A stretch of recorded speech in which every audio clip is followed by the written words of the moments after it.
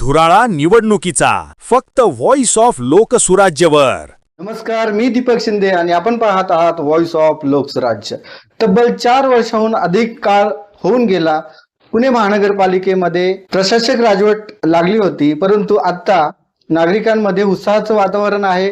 पुणे महानगरपालिकेमध्ये निवडणूक जाहीर झालेली आहे आणि नागरिकांमध्येच मतदारांमध्येच शिवाय इच्छुक उमेदवारांमध्येही जल्लोष आपल्याला पाहायला भेटतोय। थोडक्यात काय तर लोकशाहीचा उत्सव म्हणून आता आपल्याला पाहायला भेटत आहे आणि नागरिकांमध्येही विकास, जबाबदारी, उत्तरदायित्वाची इच्छुक उमेदवारांकडून अपेक्षा आहे।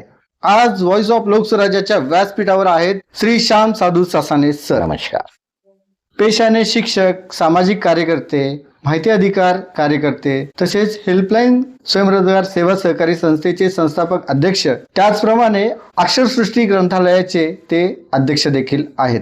रामटेकडी वैदुवाडी माळवाडी प्रभाग क्रमांक 17 अनुसूचित जाती प्रवर्गातून श्री श्याम ससाने सर हे इच्छुक आहेत। रामटेकडी वैदुवाडी माळवाडी या प्रभागामध्ये ससाने यांना लहानांपासून ते मोठ्यांपर्यंत सर या नावानेच ओळखले जाते। सरांचं कार्य तसं मोठं आहे। सरांनी माहिती अधिकार 2005 अधिनियम कायद्यानुसार अनेक सामाजिक राजकीय प्रश्नांवर कार्य केलेलं आहे। ससाने सर यांना अच्युतराव पटवर्धन हा पुरस्कार देखील भेटला होता। तसेच ससाने सर यांना केंद्र शासनाचा पुणे जिल्हा युवा पुरस्कार देखील भेटला होता। लहानांपासून ते आतापर्यंत त्यांनी सामाजिक कार्य केलेलं आहे। सामाजिक कार्य करत असताना त्यांनी राजकीय वळणावर देखील प्रवेश केलेला आहे। या सर्व गोष्टींवर आपण त्यांच्यासोबत चर्चा करणारच आहोत। त्या अगोदर पुणे महानगरपालिका नागरवस्ती विकास योजना असेल किंवा समाज कल्याण विभाग असेल, या विभागामार्फत सरांनी साक्षरता अभियान केलेले आहे। बाल विकास केंद्र संघटक म्हणून काम केलेलं आहे, पर्यवेक्षक म्हणून देखील काम केलेलं आहे आणि पुणे शहरात महिला बचत गटांमध्ये अतिशय उत्कृष्ट प्रकारचं काम ससाने सरांनी केलेलं आहे।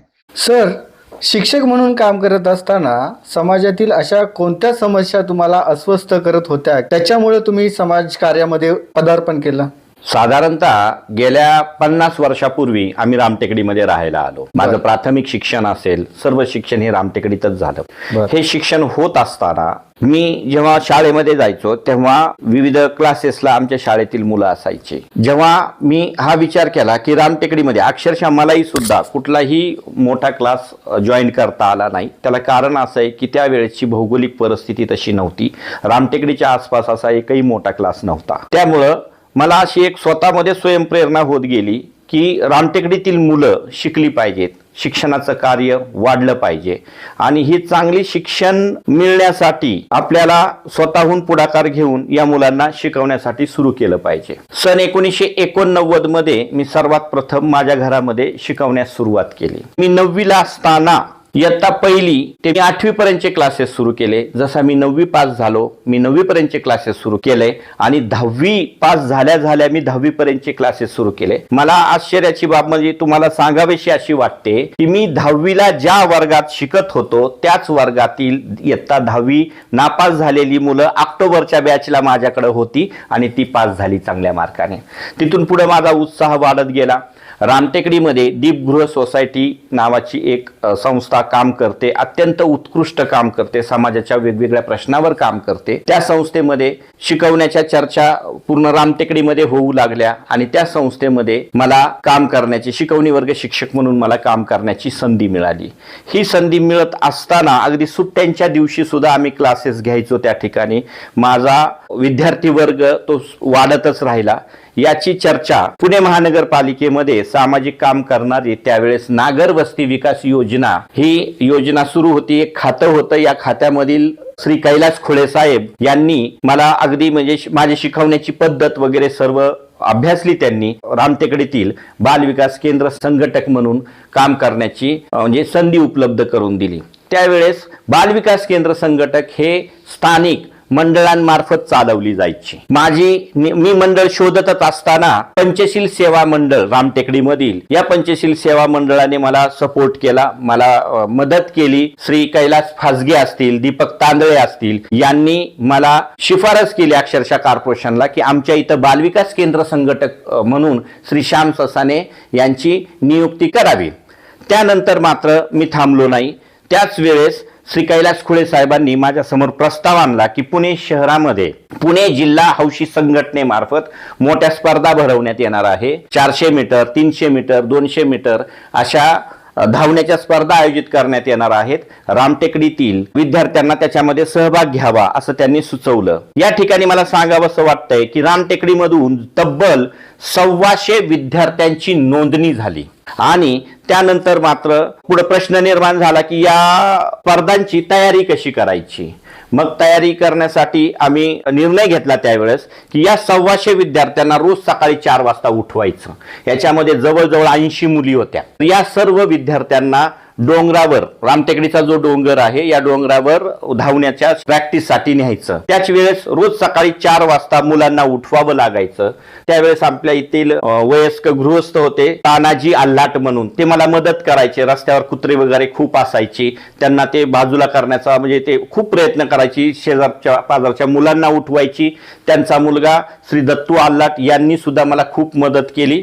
सकाळी 4 वाजता जेव्हा आम्ही तयारीला अंधारातच मुले डोंगरावर घेऊन जायचो त्यावेळेस एका कोचची आवश्यकता होती आम्हाला. रामटेकडीतील माझ्या इयत्ता 10वीचाच विद्यार्थी श्री सुरेश तेलंग याने त्यांना कोचिंगची जबाबदारी घेतली. यानंतर जेव्हा स्पर्धेचे दिवस आले तेव्हा मात्र रामटेकडीमध्ये रोज 3 PMT यायच्या. या 3 PMTची स्थानिक मंडळाचे अध्यक्ष, नवयुग तरुण मंडळाचे अध्यक्ष राजू थापा हे त्यांची पूजा वगैरे करायचे PMTची आणि संपूर्ण 120 मुलं त्या PMTमध्ये आम्ही बसवून नेहरू स्टेडियमला न्यायचो. 3 ते 4 दिवस स्पर्धा चालल्या. बरं सर, हा विद्यार्थ्यांचा गट काय होता, वयाचा स्तर काय होता त्यांचा? 6 ते 13 वयोगटातील ही मुलं असायची. आणि ही विद्यार्थी कुठले असायचे? रामटेकडीतली. रामटेकडीतले म्हणजे महानगरपालिकेच्या शाळेतली की इंग्रजी माध्यम? त्यावेळेस इंग्रजी माध्यमांच्या शाळा खूप कमी होत्या रामटेकडीमध्ये. आता ज्याही काही इंग्रजी माध्यमाच्या शाळा म्हणजे आहेत, जो आर्थिक आणि मागासलेला गट होता ते विद्यार्थी हो आमच्याकडे होती आणि सर्व रामटेकडीमधली राहणारीच होती आणि सर्व अगदी गरीब कुटुंबातली होती. आणि जेव्हा नेहरू स्टेडियम मध्ये या स्पर्धा सुरू झाल्या तेव्हा माझा एवढा ऊर असा दाटून आला की 400 मीटर धावण्याच्या शर्यतीमध्ये आमच्या रामटेकडीतील अजिम शेख ही पहिली आली. बर. नीता रेवले दुसरी आली. बर. कविता आडाव तिसरी आली. सारिका साठे उत्तेजनार्थ क्रमांक मिळाला. उत्तेजनार्थ क्रमांक 1, 2, 3 हे संपूर्ण रामटेकडीतल्या मुलींनाच मिळाले. थोडक्यात रामटेकडीनीच बाजी मारली. पूर्ण बाजी शहरातली ही पुणे जिल्ह्याची रामटेकडीने मारली. आणि पुढचे 3ही दिवस रामटेकडीच्या मुलींची नावं सकाळ पेपर असेल, प्रभात पेपर असेल याच्यामध्ये यायची. अशा रीतीने माझा शैक्षणिक प्रवास झाला. पुढे मी शैक्षणिक कार्यामध्ये ऑटोमॅटिकच ओढले गेलो. बरं, माझा असा प्रश्न होता तुम्हाला की तुम्ही शिक्षक असताना तुम्हाला समाजातील अशा कुठल्या गोष्टी अस्वस्थ करत होत्या की जेणेकरून तुम्ही समाज कार्यामध्ये आलं पाहिजे? मी विद्यार्थ्यांना शिकवत असताना बहुतांश पालक हे अशिक्षित जाणवले आणि त्यावेळेस मी विचार केला की विद्यार्थ्यांसोबतच पालकांना सुद्धा शिक्षणाचं महत्त्व वाटलं पाहिजे.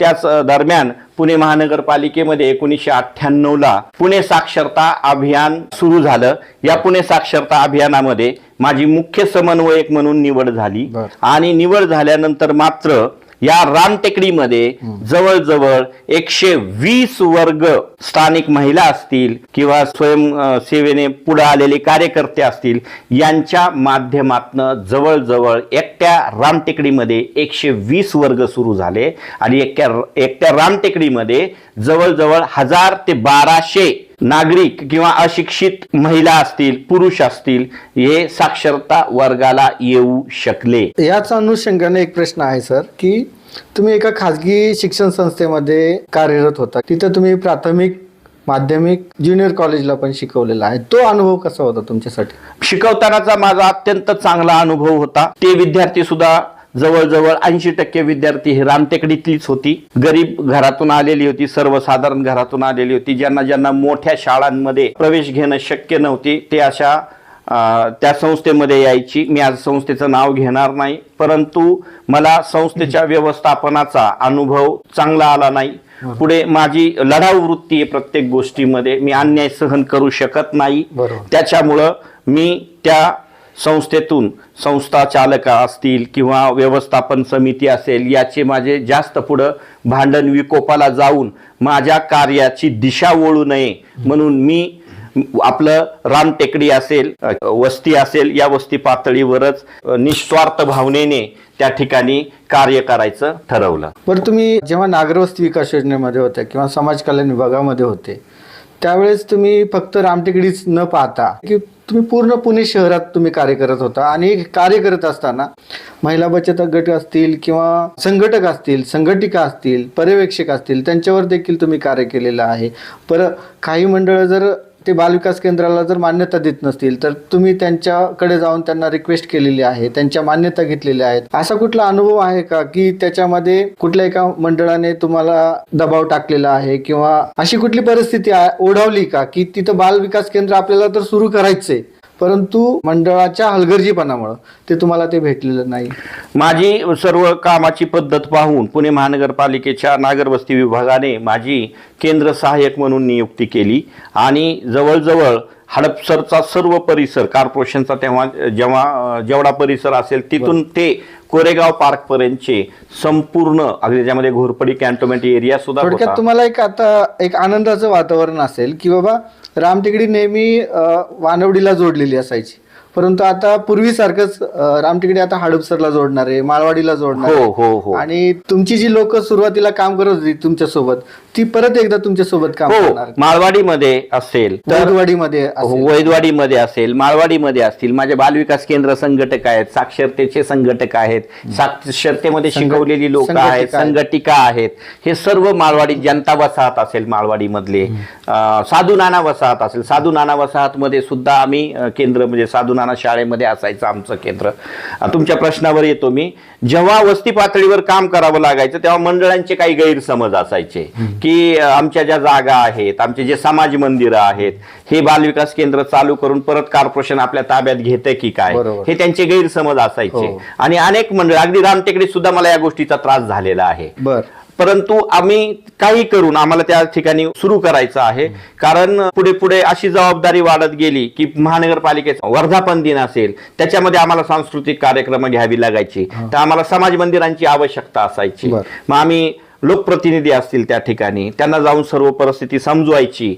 ह्या सर्व जवळजवळ आमची महिना त्याच्यामध्ये जायचा. परंतु काहीही हो, अगदी हातापाया पडायची वेळ आली तरी चालेल, परंतु आम्ही त्या मंडळांकडनं शिफारस घ्यायचो आणि तिथं कुठल्याही परिस्थितीत बालविकास केंद्र सुरू करायचो. थोडक्यात काय तर तुमचं कार्य पाहता असा पण एक अनुभव मला तर असा आठवतंय की रामटेकडीमध्येच काय की पुणे शहरामध्ये नागरवस्ती विकास योजनेअंतर्गत परदेशी पाहुणे आले, समजा परदेशी मुलं शिकायला जर आली तर ती रामटेकडीमध्येच यायचे आणि रामटेकडीचे जे लहान मुलं आहेत त्यांच्यासोबत त्यांचं एक चांगलं बॉन्डिंग व्हायचं. ते कशामुळे व्हायचं तर त्या दोघांमधला दुवा तुम्ही असायचा असं ऐकण्यात आहे. तर असे बरेच असं असायचं की जेव्हा परदेशी पाहुणे असतील, पुणे शहरामध्ये विविध महाविद्यालय आहेत की ज्या ठिकाणी MSW असेल, समाज विकास, समाजामध्ये सामाजिक शिक्षणामधील पदवी असतील, हे द्यायचे. आणि अशा जे ट्रेनिंगचे विद्यार्थी असतील ते असे रामटेकडीच खास निवडली जायची. कारण रामटेकडीमध्ये मी एक केंद्र सुरू केलं होतं, परंतु जेव्हा मी केंद्र सहाय्यक म्हणून माझी नियुक्ती झाली तर तब्बल 18 बालविकास केंद्र, अगदी रामटेकडीच्या रेल्वे गेट पासून ते वाल्मिकी वस्तीपर्यंत, शांतीनगर पर्यंत 18 बालविकास केंद्रांची आम्ही स्थापना केली होती. आणि एवढी चांगली चालायची ती. अगदी सांस्कृतिक कार्यक्रम असायचे, मुलांचा सर्वांगीण विकास होईल अशी कार्यक्रम असायची. त्यांचा मानसिक, बौद्धिक, शारीरिक सर्व प्रकारचा विकास त्याच्यामधून साधला जायचा. आणि हे सर्व असल्यामुळे खूप आवडीने विद्यार्थी संख्या त्या ठिकाणी खूप असायची. त्यामुळं महानगरपालिकेमध्ये एखादा पाहुणा आला, विदेशी पाहुणा जरी आला तरी त्याला रामटेकडीमध्ये पाठवल्या जायचं की तिथलं कामकाज कसं चालू आहे काय नाही हे पाहण्यासाठी किंवा त्याचा अभ्यास करण्यासाठी. त्यांचा देखील तेवढाच सत्कार व्हायचा, सन्मान व्हायचा. हो, करावा लागायचा तो, कारण ते पाहुणे असायचे आपले. आणि आपला रामटेकडीचा कुठंतरी इथं चांगलं काम चालू आहे, मुलांचा विकास होत आहे, शैक्षणिक प्रगती होत आहे, याचा दूरपर्यंत की रामटेकडीमध्ये चांगलं काम चालू आहे. आजची परिस्थिती तुम्ही पाहिली तर तुम्हा सर्वांना अनुभव येत असेल की पुलगेटवरनं एखादा रिक्षावाला तुम्हाला रामटेकडीत सोडत नाही. बरोबर. किंवा रामटेकडीच्या बाबतीमध्ये गुन्हेगारी पार्श्वभूमीमुळे म्हणा किंवा अनेक काही अचानक घटना घडू शकते. या सगळ्या घटनेमुळे रिक्षावाले सुद्धा रामटेकडीमध्ये यायला मागत नाहीत. तर असं काही नाव रामटेकडीचं बाहेर खराब होऊ नये सातत्याने प्रयत्न आम्ही करायचो आणि जेणेकरून रामटेकडीचं काहीतरी नावाबद्दल किंवा रामटेकडीमध्ये असं चुकीचं काही घडतंय असा संदेश कुणाला बाहेर जाऊ नये म्हणून त्या आलेल्या पाहुण्याचा यथोचित सत्कार करण्याचा आम्ही प्रयत्न करायचो. सर, हेल्पलाईन स्वयंरोजगार सेवा सहकारी संस्था आपण स्थापन केलेली आहे. तर ही संस्था आपण का स्थापन केली आणि ही संस्था स्थापन करण्यामागचं कारण काय आणि त्यावेळेस तुम्हाला काय अशा अडचणी होत्या की तुम्हाला असं वाटलं की ती संस्था आपण स्थापन करावी? खरं सांगायचं झालं तर जेव्हा मी अगदी पहिलीपासून ते 12वी पर्यंतच्या विद्यार्थ्यांना शिकविल्यानंतर पुढं त्यांच्या स्वयंरोजगाराचा पण प्रश्न निर्माण होत होता. त्याचबरोबर आमच्या सर्वांच्या मी हे काम सोडून कुठलंही इतर ठिकाणी काम नाही केलं. मी तुम्हाला सांगितलंच आता एका शैक्षणिक संस्थेत कामाला होतो, परंतु पुढे मी ते कंटिन्यू नाही करायचा विचार केला की ते रामटेकडीतच मला ह्या लोकांचं करिअर घडवायचं आहे. आणि त्यामुळं उदरनिर्वाह असेल, अनेक बालविकास केंद्र संघटक होते, साक्षरता स्वयंसेवक होते, त्यांच्या पण स्वयंरोजगाराचा प्रश्न होता आणि आपण काहीतरी एकत्र येऊन केलं पाहिजे या दृष्टीने मी शासनाच्या रोजगार व स्वयंरोजगार विभागाशी संपर्क साधला. त्याच वेळेस सन 2000च्या दरम्यान शासनाचं धोरण होतं की शासन नोकऱ्या देऊ शकत नाही, त्यामुळं अशा स्वयंरोजगार संस्था सुरू करायच्या आणि त्यांना स्वयंरोजगार निर्माण करण्याचा प्रयत्न होता शासनाचा पण. आणि त्याच वेळेस हेल्पलाईन स्वयंरोजगार सेवा सहकारी संस्थेचा जन्म झाला. पुढे पुढे बघा आम्ही स्वयंरोजगाराच्या नवीन वाटा यामधून निघाव्यात म्हणून आम्ही पुढे म्हणजे अनेक कामं केली. मायक्रो इन्शुरन्स आम्ही उतरवले, त्याच्या माध्यमातून विद्यार्थ्यांना मदत केली. त्याच माध्यमातून आम्ही एक स्वयंरोजगार प्रशिक्षण केंद्र सुरू केलं रामटेकडीमध्ये. हेल्पलाईन स्वयंरोजगार संस्थेच्या माध्यमातून आम्ही महिलांसाठी ब्युटी पार्लरचे कोर्स दिले, त्याचप्रमाणे रामटेकडीमध्ये पण दिले आणि हडपसर गावामध्ये पण दिले. शिवण वर्गाचे आम्ही मोठे मोठे क्लासेस घेतले. शिवण वर्गाचे मोठे मोठी कामं आम्ही कॉर्पोरेशन कडनं घेतली. अगदी कोरोनाच्या काळामध्ये आम्ही मास्क शिवून देण्याची कामं सुद्धा त्या माध्यमातून केली. संस्थेच्या सभासदांना रोजगार मिळावा म्हणून कोरोनाच्या काळात पण आम्ही घरात कुणी बसलो नाही. आमचे अनेक कार्यकर्ते सॅलेसबरी पार्क येथील मुस्लिम दफन भूमीमध्ये मुस्लिम मृतदेह जे होते दफन विधीसाठी अगदी खड्डे सुद्धा आम्ही खोदून दिले. त्याचप्रमाणे या कालावधीमध्ये आम्ही जे पुणे शहराच्या बाहेरची विद्यार्थी शिकायला होते आणि जे काही कामगार अडकून पडले होते लॉकडाऊन मध्ये, त्यावेळेस आम्ही रोज 500 लोकांचं जेवण बनवायचो दुपारचं. आणि ते हेल्पलाईन जगदंब प्रतिष्ठान श्री अमोल हरपळे असतील, आमचे दिलीप वाजरे म्हणून आहेत, अजिम शेख यांच्या माध्यमातून आणि हे सर्व करण्यासाठी माझा जवळचा सहकारी श्री अल्ताफ तांबोळी असेल, हे आम्ही राबून ते पूर्ण करून घेतलं. त्यामध्ये आम्हाला आमचे जे खासदार होते डॉक्टर अमोल कोल्हे यांनी सुद्धा चांगल्या पद्धतीने मदत केली. आदरणीय श्री चेतन तुपे पाटील असतील, यांनी सुद्धा आम्हाला चांगली मदत केली आणि संपूर्ण म्हणजे एक स्वयंरोजगार निर्माण व्हावा या उद्देशाने आम्ही हेल्पलाईन स्वयंरोजगार सेवा सहकारी संस्थेची स्थापना केली. बरं, या संस्थेमार्फत आपण किती महिलांना किंवा किती युवकांना किंवा किती युवतींना रोजगार दिलेला आहे? हेल्पलाईन स्वयंरोजगार सेवा सहकारी संस्थेची स्थापना 26 एप्रिल 2001 साली आम्ही केली. तेव्हापासून आजपर्यंत आम्ही असा डाटा तर कुठला ठेवला नाही, पण शेकडो महिलांना आणि शेकडो युवकांना रोजगार उत्पन्न करून दिला. आणि स्वयंरोजगार आम्ही म्हणू शकतो, रोजगार म्हणण्यापेक्षा तो उत्पन्न आम्ही करून दिला. अनेक महिलांना हडपसर मधील असतील, माळवाडीमध्ये असतील किंवा रामटेकडीमधील अनेक महिलांना ब्युटी पार्लरचे आणि शिवण वर्गाचे प्रशिक्षण आम्ही मिळवून दिलं. अशा पद्धतीने व्यावसायिक कोर्स तुम्ही हो. आणि अनेक विद्यार्थ्यांना MSCIT असेल, MSCITचा सारखा कोर्स जो असेल तो स्वतः म्हणजे रामटेकडीमध्ये सर्वात पहिलं कम्प्युटर प्रशिक्षण केंद्र कुठं जर केलं असेल तर ते हेल्पलाईन स्वयंरोजगार संस्थेने केलं आणि त्याच्यातूनही अनेक विद्यार्थ्यांना आम्ही त्यामधून प्रशिक्षण मिळवून दिलं. आज ते विद्यार्थी अनेक चांगल्या ठिकाणी काम, त्यांना रोजगार प्राप्त झाला किंवा चांगल्या पद्धतीच्या नोकऱ्या सुद्धा लागलेल्या आहेत. आम्ही असं ऐकलंय की आपल्या संस्थेमार्फत किंवा तुमच्या क्लासेसमार्फत, तुमचे क्लासेस पण होते, SS3 क्लासेस असं काहीतरी, त्याच्यामार्फत तुम्ही सकाळी जे वॉकिंगला घेऊन जायचे किंवा त्यांना व्यायामासाठी घेऊन जायचे, त्याच्यामध्ये काही मुलं आणि मुली पण पोलीस भरती झालेले आहेत असं आम्ही ऐकलेलं. हो, असे अनेक उदाहरणं आहेत. मुळात व्हायचं काय की 10वीची जी मुलं होती त्या 10वीच्या मुलांना नवयुक्त तरुण मंडळ असेल किंवा आमचे एक गुलशन जोहर म्हणून एक आमचे स्नेही होते, खूप मदत करायचे आम्हाला. ते रेडियंट हाईट मध्ये ते राहायला होते. त्यांचं एक दुकान होतं रामटेकडीच्या मेडिकल शेजारी. त्या ठिकाणी त्यांनी आम्हाला ती जागा उपलब्ध करून दिली होती.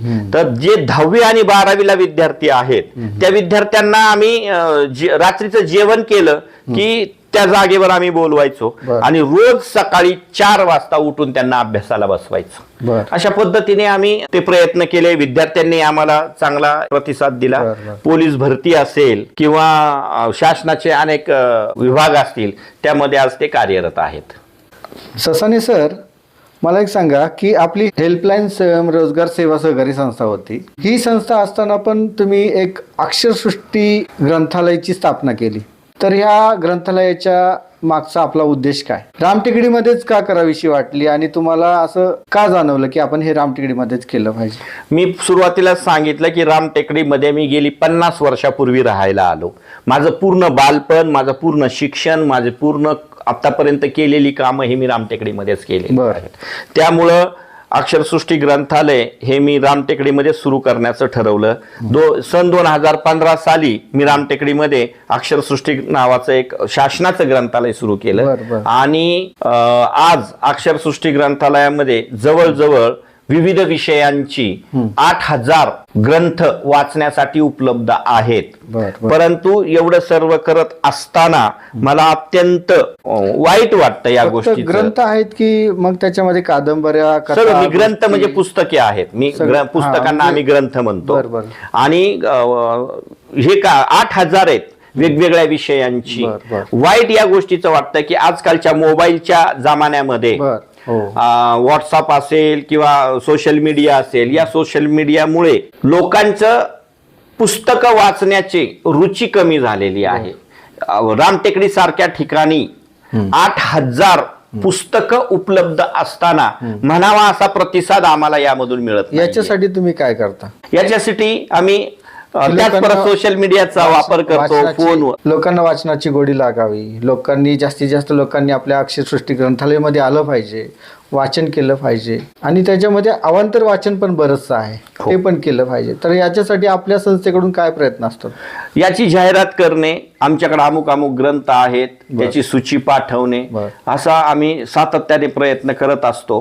परंतु मी या मुलाखतीच्या माध्यमातून, तुमच्या माध्यमातून मी सर्वांना एक विनंती करेल, रामटेकडीमध्ये 8000 ग्रंथ विविध विषयांचे वाचण्यास उपलब्ध आहेत. ससाने सर, शैक्षणिक कार्यात असताना, सामाजिक कार्यात असताना राजकारणात वळावं असं का वाटलं तुम्हाला? किंवा राजकारणामध्ये आपण गेलं पाहिजे असं का वाटतं तुम्हाला? आणि कधीपासून आलात राजकारणामध्ये? याच्यामध्ये मला सांगावं असं वाटेल की माझे काही शाळेतली सहकारी मित्र होती किंवा ज्यांनी मला सुरुवातीला अगदी राजकारणामध्ये, सामाजिक कार्यामध्ये मदत केली, त्यांनी मला सुचवायला सुरू केलं की सर, तुम्ही राजकारणात आल्यानंतर तुम्हाला तुमच्या कामामध्ये सोपं जाईल या सगळ्या गोष्टी. त्याच वेळेस श्रद्धे विठ्ठलरावजी तुपे पाटील हे रामटेकडीमध्ये बालविकास केंद्रांचे कार्यक्रम पाहण्यासाठी आले होते. त्यांनी माझ्या कामाची पद्धत पाहिली होती आणि मग त्यांनी मला वेगवेगळ्या पद्धतीने प्रेरणा दिली की तू अशा म्हणजे राजकारणामध्ये सुद्धा प्रयत्न कर. मग काही राजकारणी मंडळी जी होती, माझी मित्र होती, कैलास फासगे असतील, अशोक फासगे असतील, त्याचप्रमाणे वामनराव धाडवे असतील, अरुण मामा अल्लाट असतील आमचे, यांनी मला प्रेरणा दिली की तू राजकारणामध्ये ये आणि राजकारणामध्ये आल्यानंतर आपण तुझ्या कामाला आणखी आपण चालना देऊ आणि त्याप्रमाणे त्यांनी मला मदत वेळोवेळी केली सुद्धा. आणि अशा पद्धतीने न कळत कधी राजकारणात आलो याचं म्हणजे निश्चित सांगता येत नाही. राजकारणात आल्यावर पहिलं असं कुठलं काम केलं तुम्ही, राजकीय काम की समाजामधलं? मुळात राजकारणामध्ये मी असं सेपरेट आपण राजकीय आहोत किंवा आपल्याकडे एक राजकीय मी स्वतःला कधी राजकीय समजलंच नाही. रामटेकडी हे माझं घर आहे किंवा मी लहानाचा मोठा रामटेकडीतल्या लोकांसमोर झालोय आणि रामटेकडीतल्या लोकांची सुद्धा माझ्याकडे पाहण्याची श्यामसर ही दृष्टिकोन कधी बदलला नाही. मी राजकारणामध्ये शहर पातळीवरची वेगवेगळी पदं भोगली किंवा मिळविली, त्याच्यातून कार्य केलं आणि अशा पद्धतीने त्याचा महिलांना फायदा मिळवून दिला. परंतु एक राजकारणामध्ये अशी त्याची मी केलेल्या कामाची मी व्याख्या करू शकत नाही, कारण आम्ही जे असं नियमितपणाने जे कामं करत होतो तीच कामं खूप मोठी होती. त्यामुळे मी असं राजकारणामध्ये केलेली कामं सामाजिक किंवा जी काही समाजाच्या शैक्षणिक ती अशी वेगळी करून सांगू शकत नाही. हा, एक मी सांगू शकतो की जेव्हा माझी पत्नी 2015 साली वानवडी रामटेकडी क्षेत्रीय कार्यालयाच्या प्रभाग समितीच्या प्रभाग सदस्यपदी निवड झाली जेव्हा तिची, तेव्हा आम्ही अनेक कामं मार्गी लावले. स्ट्रीट लाईटचे असतील किंवा कचऱ्याच्या प्रश्नाबद्दल असतील, अशा पद्धतीने आम्ही ते मार्गी लावली. रामटेकडीमध्ये इंग्रजी शाळा असावी म्हणून तत्कालीन महापौर जे होते प्रशांत दादा जगताप यांच्या समोर मी माझेच आणखी एक सहकारी रामटेकडीतले रामभाऊ कसबे यांना सोबत घेऊन मी रामटेकडीमध्ये इंग्रजी शाळा असावी म्हणून पहिली वेळ मागणी केली. आणि माझी इच्छा आहे की रामटेकडीमध्ये शैक्षणिक दृष्ट्या रामटेकडी ही प्रगत व्हावी. तुम्ही काही वर्षापूर्वी म्हणजे एक दशकापूर्वी ससाने सर, आपण काही दशकापूर्वी उमेदवारीचा फॉर्म भरला होता महानगरपालिकेचा, हे खरं आहे का? काही दशकापूर्वी म्हणण्यापेक्षा मी दरवेळेस उमेदवारीचा फॉर्म भरलेला आहे. म्हणजे परंतु सर तुम्ही जे दर टर्मला फॉर्म भरतात, हो, मग याच्यामध्ये थोडासा अनुभव सांगा तुमचा. काय होतं नक्की, काय होतं काय? मी कुणावर आरोप करणार नाही, परंतु आजपर्यंत पहा, पक्षीय राजकारण वेगळं असतं आणि निवडणुकांपुरतं राजकारण वेगळं असतं. प्रत्येकालाच उमेदवारी मिळू शकत नाही. झाला असेल पक्षांची काय अडचण असेल मला उमेदवारी देताना, मला उमेदवारी मिळू नाही शकली. बरोबर सर, नागरिकांमध्ये असा संभ्रम आहे की काही नेते फक्त निवडणुकीपुरते येतात किंवा दिसतात, असं तुमच्याविषयी पण होतं असं रामटेकडीमध्ये काही लोकांचा गैरसमज आहे की तुम्ही फक्त निवडणुकीपुरतेच दिसता आणि परत दिसतच नाही. मुळात काय आहे का? हा, मला या प्रश्नाचं उत्तर द्यावं असं वाटेल. मुळात मी गेली 50 वर्ष झालं रामटेकडीतच राहतो. रामटेकडीमध्ये दिसणं म्हणजे काय, मला आतापर्यंत मी जर रामटेकडीतच राहत आहे, रामटेकडीतच माझं काम चालू आहे, तर रामटेकडीत दिसणं किंवा नाही दिसणं, दिसतात किंवा नाही दिसतात हा प्रश्न जे बाहेर राहतात त्यांच्याबद्दल असतो. ते येताना जाताना दिसतीलच. त्यांना रोज घरी जावं लागतं, रोज घरून परत यावं लागतं कामावर आल्यासारखं. विषय असा आहे याच्यामध्ये परत की मी काही सामाजिक प्रश्नांवर रामटेकडीमध्ये प्रश्न विचारले की मग ते स्वतःचे प्रश्न आहेत किंवा स्वतःच्या चुका आहेत कबूल करून त्यांचा रोष माझ्यावर वाढत. रामटेकडीमध्ये गुंडगिरी खूप वाढलेली आहे. सामाजिक काम करत असताना अनेक विद्यार्थी रामटेकडीतले घडवले आणि घडवत असताना जो माझ्या घरी प्रकार झाला त्यामुळे त्याचा परिणाम कुठंतरी माझ्या घरातल्या वातावरणावर होतो की काय असा मला संशय आला. आणि मला सांगायला आनंद वाटतो किंवा मी गर्वाने हे सांगू शकतो की त्यावेळेस माझा थोरला मुलगा प्रयाग श्याम ससाने हा LLB-च्या शेवटच्या वर्षाला होता आणि माझा लहान मुलगा हा इंजिनिअरिंगच्या शेवटच्या वर्षाला होता. त्यांच्या शिक्षणावर परिणाम नाही व्हावा या दृष्टीने मी थोडंसं कुटुंबाकडे लक्ष देण्याचं ठरवलं. आणि मला सांगायला गर्व वाटेल त्याला कारण असं आहे की राजकारण करत असताना, समाजकारण करत असताना आपलं घर सुद्धा कुठंतरी आपण नमूद करू अशा पद्धतीने आपल्याला सांगता आलं पाहिजे.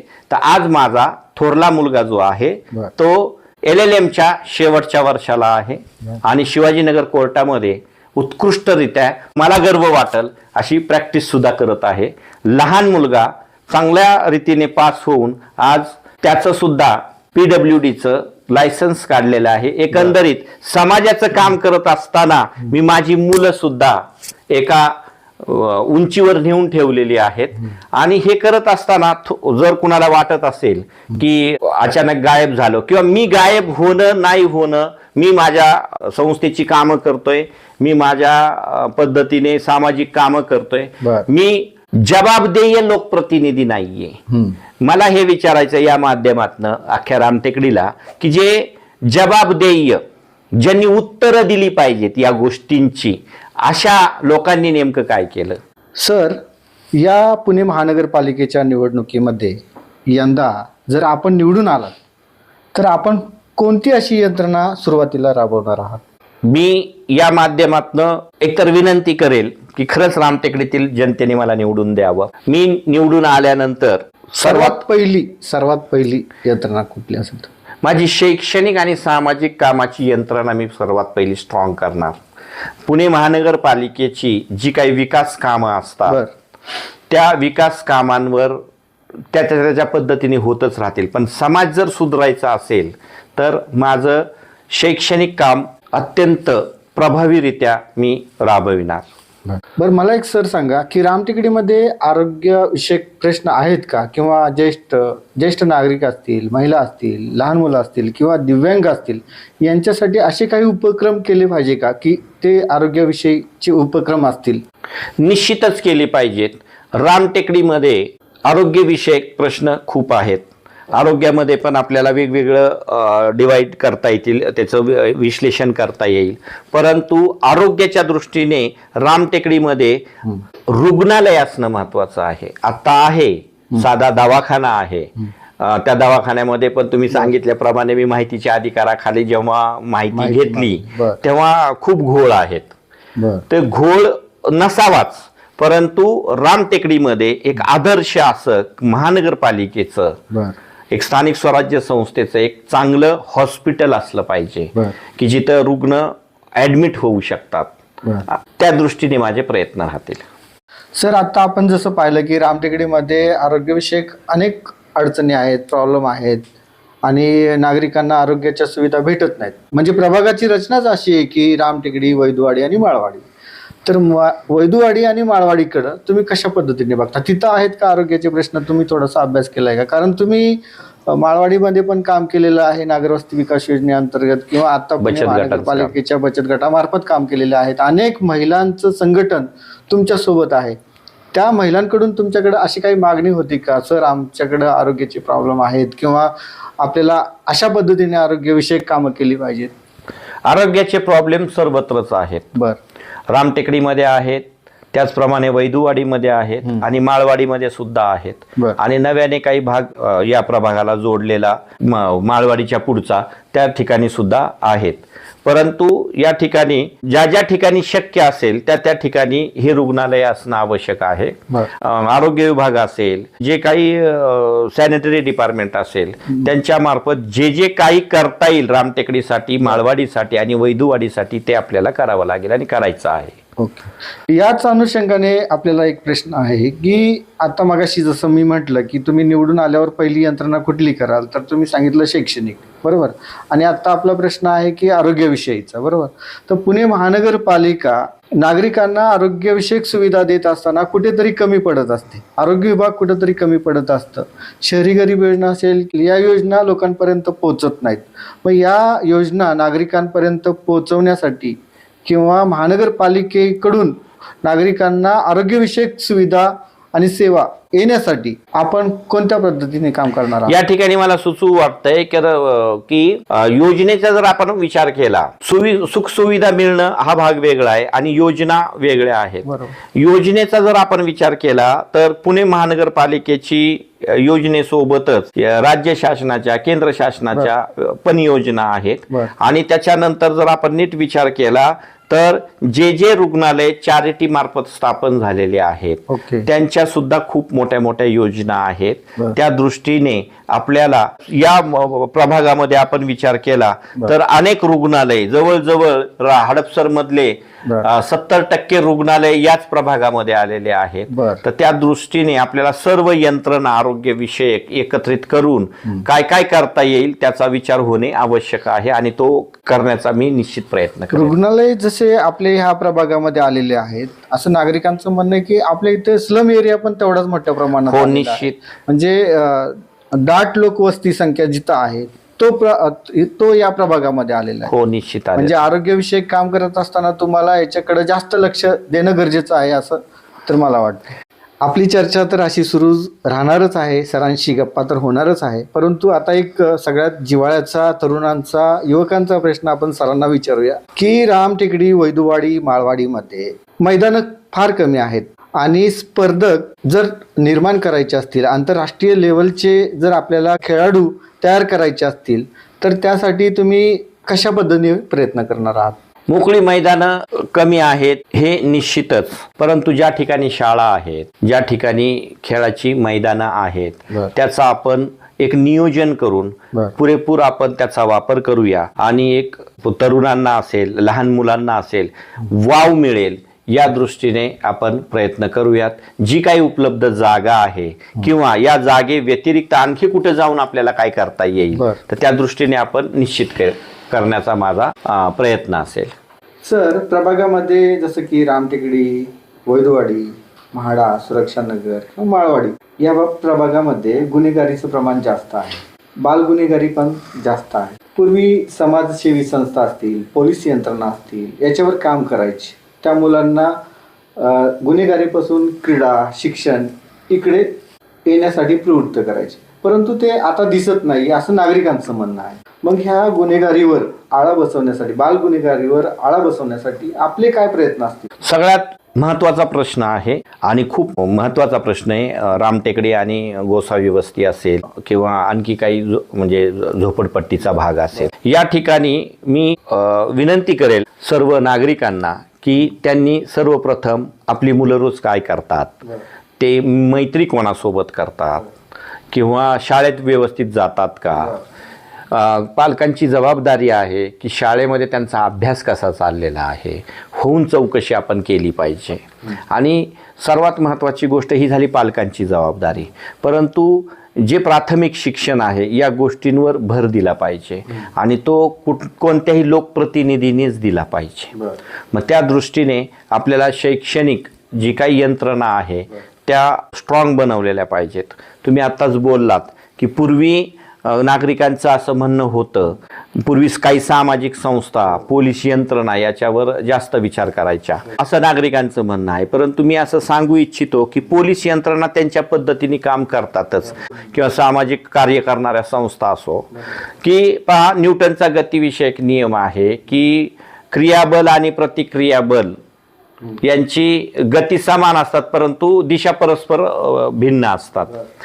म्हणजे तुम्ही एखादा चेंडू भिंतीवर जेवढ्या प्रेशरने माराल तेवढ्याच प्रेशरने तो परत येणार आहे. म्हणजे एखाद्या गोष्टीला प्रतिसाद किती मिळतो या दृष्टीने त्या ठिकाणी ती यंत्रणा राबणार आहे. या ठिकाणी मला सुचवावंसं वाटतंय की त्या सामाजिक संस्थांना किंवा पोलीस यंत्रणांना स्थानिकांकडनं मदत किती मिळते किंवा त्यांच्याकडून प्रतिसाद कसा मिळतोय, त्याचप्रमाणे त्या योजना राबवल्या जाणार आहेत.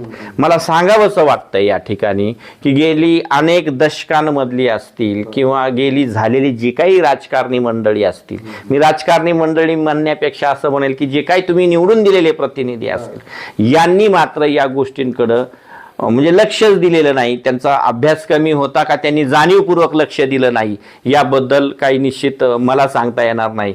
परंतु मी मात्र जेव्हा निवडून येईल तेव्हा ह्या सामाजिक संस्था, जेवढ्या सामाजिक या प्रश्नांवर काम करणाऱ्या पुणे शहरामध्ये जेवढ्या संस्था आहेत त्या संस्था पुन्हा एकदा रामटेकडी असेल, वैदुवाडी असेल किंवा गोसावी वस्ती असेल, माळवाडीचा काही झोपडपट्टीचा भाग असेल, या भागामध्ये कार्यरत कशा होतील याचा मी स्वतः प्रयत्न करणार आहे. पुढच्या 100 दिवसांच्या आत तुम्हाला या सर्व गोष्टींची प्रचिती येईल आणि तुम्ही विचारलेला हा प्रश्न अत्यंत महत्त्वाचा होता. फक्त जबाबदारी ही महानगरपालिकेचीच आहे किंवा शासकीय यंत्रणेची आहे असं नाही, तर समाजामध्ये अनेक चांगल्या संस्था काम करतात. त्या संस्था पुन्हा या भागामध्ये काम कशा करतील याचा माझा जरूर प्रयत्न असेल. याच अनुषंगाने हा दुसरा प्रश्न आहे आपल्याला की बालगुन्हेगारी तर होतेच होते, त्याचसोबत व्यसनाधीनतेचं प्रमाण म्हणजे बालकांमध्ये युवकांमध्ये साधारणतः आपण जर रेशो बघितला तर काही वर्षापासूनचा, समजा एक 10 वर्षापासूनचा, तर 25-27 वर्षाच्या आतील अनेक युवकांचं निधन झालेलं आहे. म्हणजे अवैध दारूधंदे असतील किंवा व्यसनाधीनता असेल, त्यासाठी काय आपले प्रयत्न? मी पुन्हा तेच सांगेल की याच्यावर आपल्या पालकांनी आपल्या मुलांना लहान वयापासूनच नीट लक्ष दिलं पाहिजे. शासकीय यंत्रणा असतील, पोलीस यंत्रणा असतील, ते त्यांच्या पद्धतीने काम करतातच. मला तुम्हाला हेच सांगायचं आहे की जर नागरिकांनी व्यवस्थित लक्ष दिलं आणि ह्या यंत्रणांना कामाला लावलं तर हा प्रश्न निश्चितच सुटणार आहे. परंतु हे निश्चित की त्यांचं प्रबोधन करण्यासाठी या सर्व भागांमध्ये लोकप्रतिनिधी मात्र अशा विचारांचा बसला पाहिजे, तरच हे शक्य होणार आहे.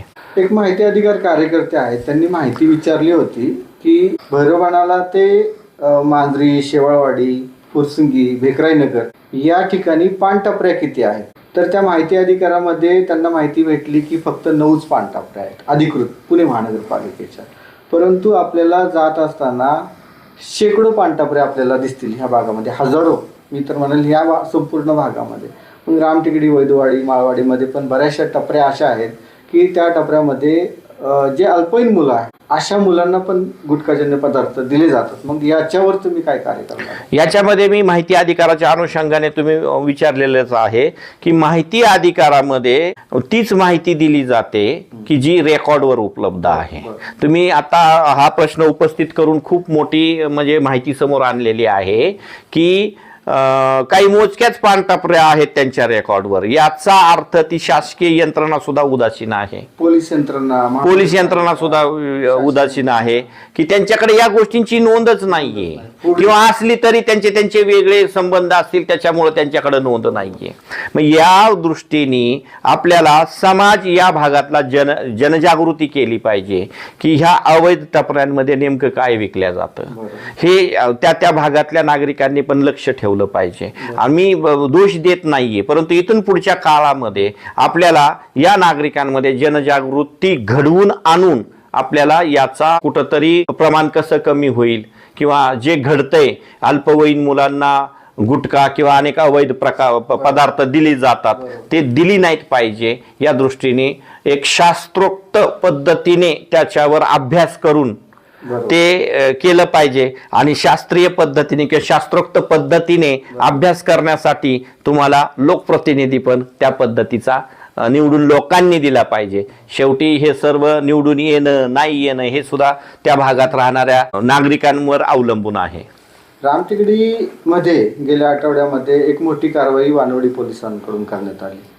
साधारणतः 1,64,000च्या आसपास गुटखा विक्रीसाठी आणला होता आणि प्रत्येक कुटुंब ते गुटखा बनवत होतं रामटेकडीमध्ये लोकांचा दृष्टिकोन बदलतोय की रामटेकडीमध्ये अशा पद्धतीचे गुटखाजन्य पदार्थ बनतात किंवा विक्रीस आणतात किंवा गुन्हेगारी पण आपण मागाशी चर्चा केली. पण जर अशा गोष्टी रामटेकडीमध्ये बनत असतील, रामटेकडीमध्ये रामनगर या परिसरामध्ये वानवडी पोलिसांनी खूप छान कामगिरी केली की त्याच्यामध्ये त्या दोघांना पण अटक केली.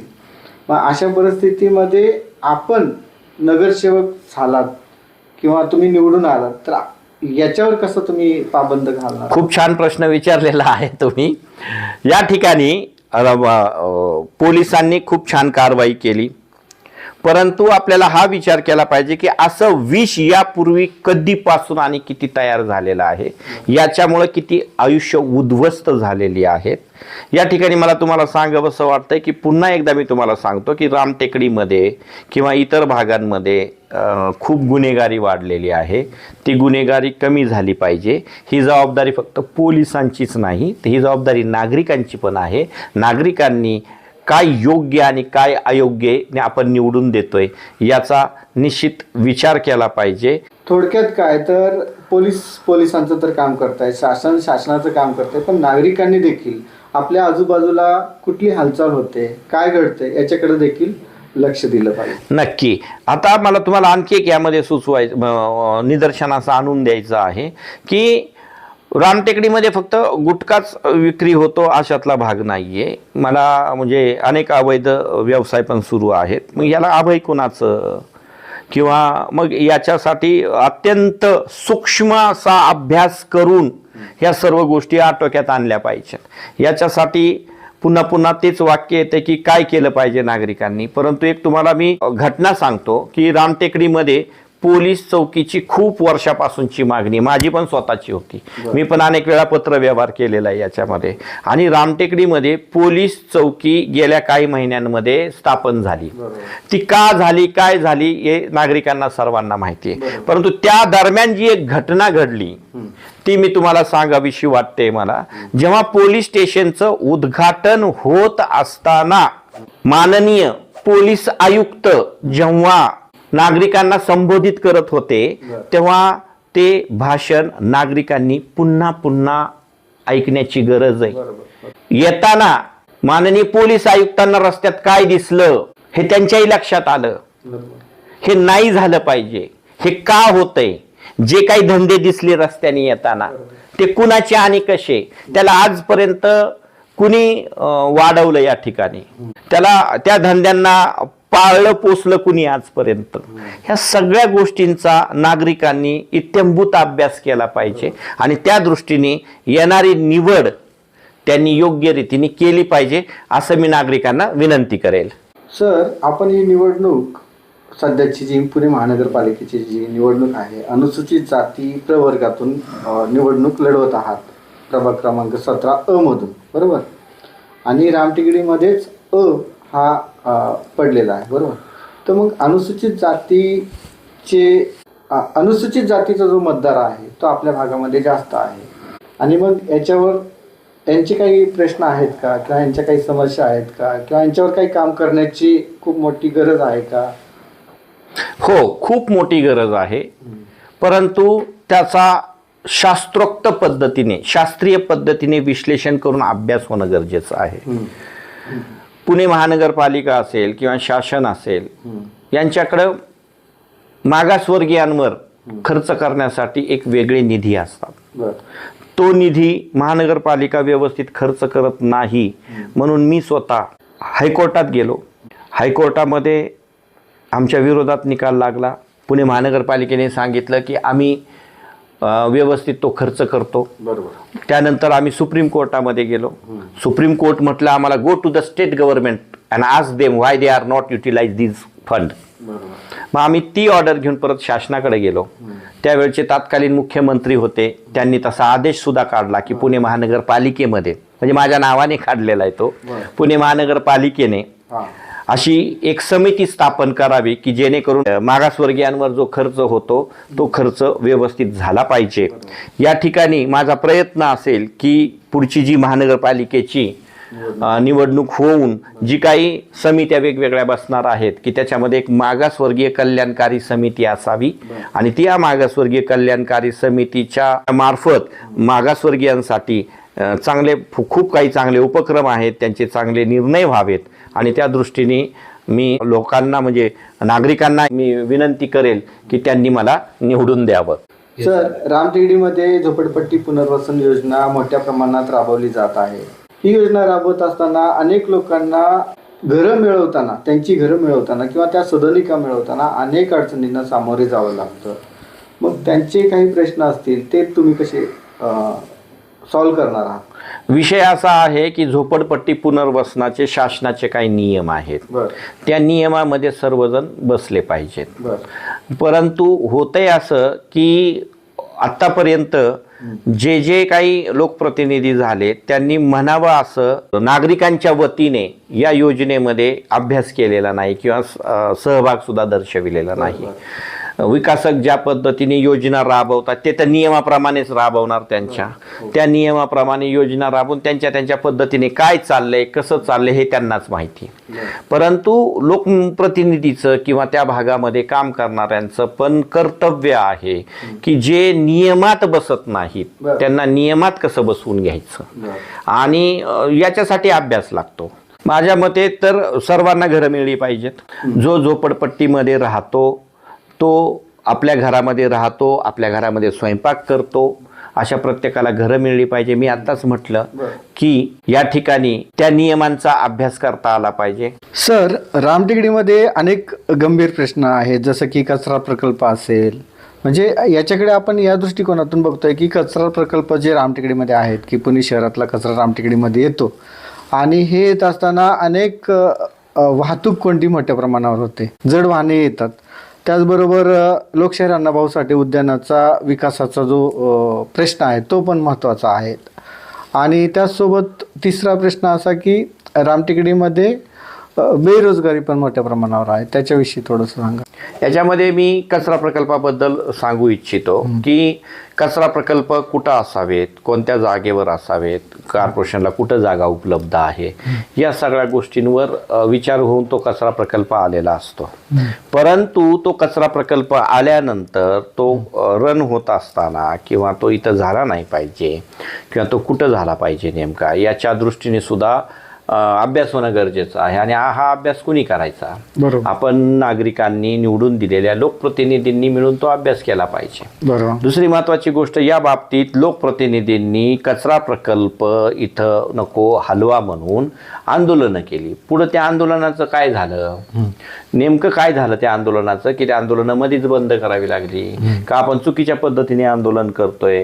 आंदोलन करत असताना त्याच्यावर योग्य तो अभ्यास केला होता का, की नेमकं कोणत्या मुद्द्याला घेऊन ते आपण आंदोलन केलं पाहिजे? दुसरी महत्त्वाची गोष्ट की वाहतूक कोंडी होत असती की रामटेकडीमध्ये मुळात हा प्रश्न जरा वेगळ्या पद्धतीचा आहे, परंतु घेतला पाहिजे. रामटेकडीमध्ये पूर्वी रस्ते किती फुटाचे होते, आज किती फुटाचे राहिले, ते अरुंद का झाले, त्याच्यामुळे वाहतूक कोंडी का होते, हे एक विकासाचं विजनच कुणी आजपर्यंत रामटेकडीमध्ये ठेवलं नाही. एका मार्गाने किंवा एका माध्यमातून तो विकास असा झाला पाहिजे का, ज्याला त्याला असं मन मानेल पद्धतीने जो तो विकास करणार आहे. तर आजचे रस्ते पहा रामटेकडीतले आणि इथून पूर्वी 25 वर्षापूर्वीचे पहा रस्ते, काय फरक जाणवेल तुम्हालाच. त्यामुळे वाहतूक कोंडी होते, त्याच्यावर सुद्धा मार्ग निघाला पाहिजे आणि तो कसा काढायचा याच्याबद्दल लोकप्रतिनिधींनी विचार केला पाहिजे. याच्याबद्दल योग्य आपण लोकप्रतिनिधी निवडून दिला पाहिजे की ज्याला त्या बाबतीतला अभ्यास असेल आणि त्या पद्धतीने तो विकास होऊ शकतो. माझ्या बाबतीत बोलायचं झालं तर मी सुद्धा या प्रश्नावर अभ्यासपूर्वक विचार करून तो प्रश्न मार्गी लावण्याचा मी निश्चित प्रयत्न करणार आहे. कचरा डेपोबद्दल आपण बोलूया तर कचरा डेपो सुद्धा व्यवस्थित अभ्यास करून कचरा डेपो रामटेकडीतच का येतात आसपास याचा पण अभ्यास झाला पाहिजे आणि त्या दृष्टीने तो एका वेगळ्या पद्धतीने तो आपण कचरा निर्मूलनाच्या बाबतीमध्ये विचार केला पाहिजे. दुसरी महत्त्वाची गोष्ट अशी आहे की लोकशाहीर अण्णाभाऊ साठे उद्यान रामटेकडीमधलं, मी आत्ताच एक 5 मिनिटापूर्वी बोललो की रामटेकडीतली पोलीस चौकी ही निम्म्या रामटेकडीपर्यंतच आली. बरोबर. ती पोलीस चौकी जर कधी अण्णाभाऊ साठे उद्यानापाशी असती तर अण्णाभाऊ साठे उद्यानाच्या आसपास पण जे माननीय पोलीस आयुक्त बोलले बरोबर तेच बोलले असते. कारण त्यांना जी परिस्थिती रामटेकडीत येताना अख्खेच दिसली तीच परिस्थिती इथं पण आहे. बरोबर. त्या संपूर्ण उद्यानाच्या आसपास असेल हे कचऱ्याचे प्रकल्प आणून ठेव. बरोबर. मी याच्याबद्दल सातत्याने पत्रव्यवहार केला होता. लोकशाहीर अण्णाभाऊ साठे उद्यानाची जागा ही गिळंकृत एका कचरा प्रकल्पाने का. तुम्हाला उद्यानं असतील, शाळा असतील किंवा मैदानं असतील याचीच भूखंड दिसतात. ती झालं नव्हतं पाहिजे. मग ते का झालं, आमचे लोकप्रतिनिधी काय करत होते ते होत असताना, किंवा झाल्यानंतर सुद्धा त्यांनी त्याच्यावर किती प्रश्न उपस्थित केले, ते नाही झालं पाहिजे. बरोबर. लोकशाहीर अण्णाभाऊ साठे उद्यानाचे सुरुवातीपासूनचे प्रश्न मला माहिती आहेत. गेली 20-25 वर्षापासून अण्णाभाऊ साठे उद्यान त्या ठिकाणी अस्तित्वात आलं आणि त्याच्यानंतर अण्णाभाऊ साठे उद्यानामध्ये जे काही लहान मुलांना क्रीडा किंवा लहान मुलांची खेळणी लावलेली होती बर. किंवा ओपन जिम टाईप त्याच्यामध्ये काही साहित्य बसवलं होतं, बर. ते सुद्धा कुठे गेलं? बसवल्यावर साहित्यांच्या चोरी होतात, जातं कुठं? बरोबर. त्याची विक्री होती, लपवल्या जातं का नेमकी चोरी कोणत्या उद्देशाने होते? त्याच्यावर आळा बसला पाहिजे. बरोबर. बेरोजगारीच्या बाबतीमध्ये माझ्या डोक्यामध्ये एक छानशी कल्पना आहे. रामटेकडी वसाहत ही 2 औद्योगिक वसाहतींच्या मध्ये वसलेली वस्ती आहे. बर. एक हडपसर इंडस्ट्रियल इस्टेट आणि दुसरी रामटेकडी इंडस्ट्रियल इस्टेट. मी रामटेकडी इंडस्ट्रियल इस्टेटच्या काही पदाधिकाऱ्यांची चर्चा केली, तर त्यांच्या म्हणण्यातून आलं की रामटेकडीतली जवळजवळ 500 कामगार आज रामटेकडी इंडस्ट्रियल इस्टेटमध्ये आहेत.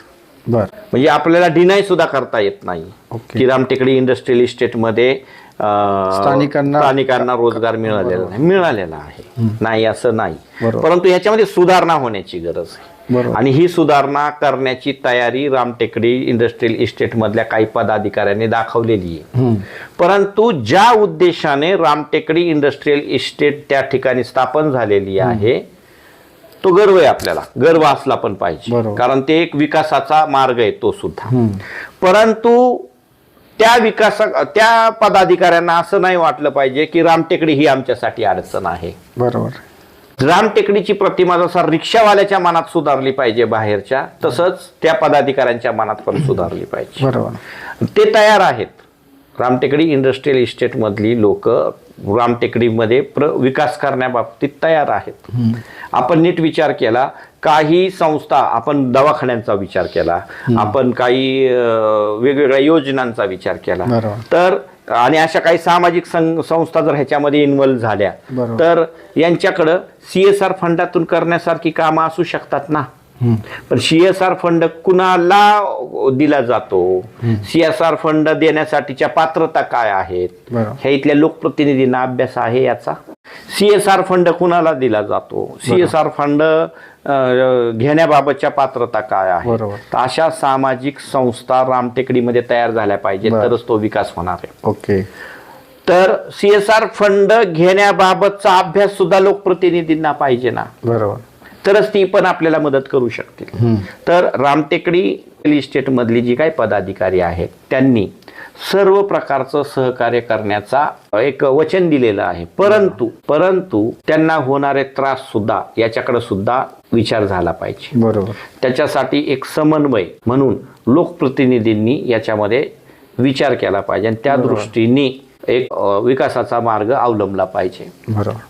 त्यामुळं मी नागरिकांना विनंती करेल की यावेळेस तरी एक चांगला सुशिक्षित आणि सर्वांच्या उपयोगाला येणारा एक लोकप्रतिनिधी रामटेकडीमध्ये निवडून द्या. सरांशी आता बरेचसे चर्चा केलेली आहे, गप्पा मारलेल्या आहेत, परंतु आता सगळ्यात शेवटच्या टप्प्यामध्ये आपण सरांसोबत रॅपिड फायर घेणार आहे. आपण प्रश्न घेणार आहोत, त्याचे फक्त एका वाक्यात किंवा एका शब्दात उत्तर द्यायचे. सर, राजकारणाची पहिली सुरुवात कधी झाली आणि कशी झाली? एक तर घरातून, दुसरा आहे चळवळीतून आणि तिसरा आहे समाजकार्यातून.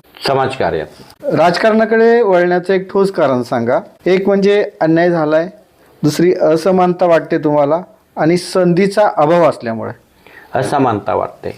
तुमचा राजकीय आदर्श कोण? डॉक्टर बाबासाहेब आंबेडकर.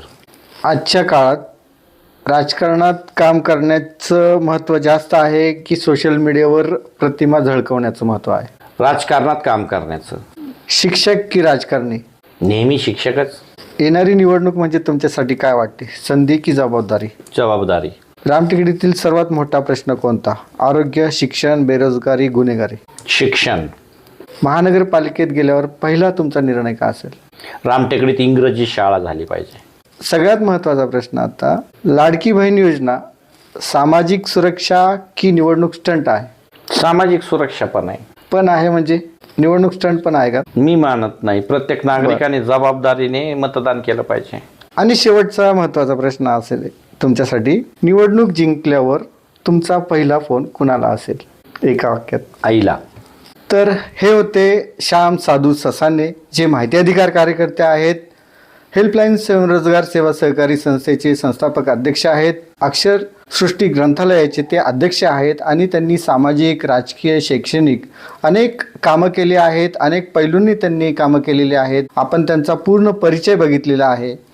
येणाऱ्या महानगरपालिका निवडणुकीमध्ये तुम्ही देखील अशाच व्यक्तिमत्वाकडे, येणाऱ्या महानगरपालिकेत तुमचा कल कोणत्या व्यक्तीकडे असणार आहे, कशा पद्धतीने असणार आहे आणि आपला उमेदवार सुशिक्षित असावा की अशिक्षित, लोकांच्या प्रश्नावर आवाज उठवणारा असावा की तो गप्प बसणारा असावा, याकडे देखील नागरिकांनी लक्ष देणं आवश्यक आहे. तर आत्ता लोकशाहीचा उत्सव सुरू आहे आणि येणाऱ्या 15 तारखेला मतदान आहे आणि 16 तारखेला निकाल आहे. मतदार राजाने आपल्या मताचा योग्य वापर करा, कारण सजग मतदार हाच लोकशाहीचा खरा आधारस्तंभ आहे. धन्यवाद. नमस्कार.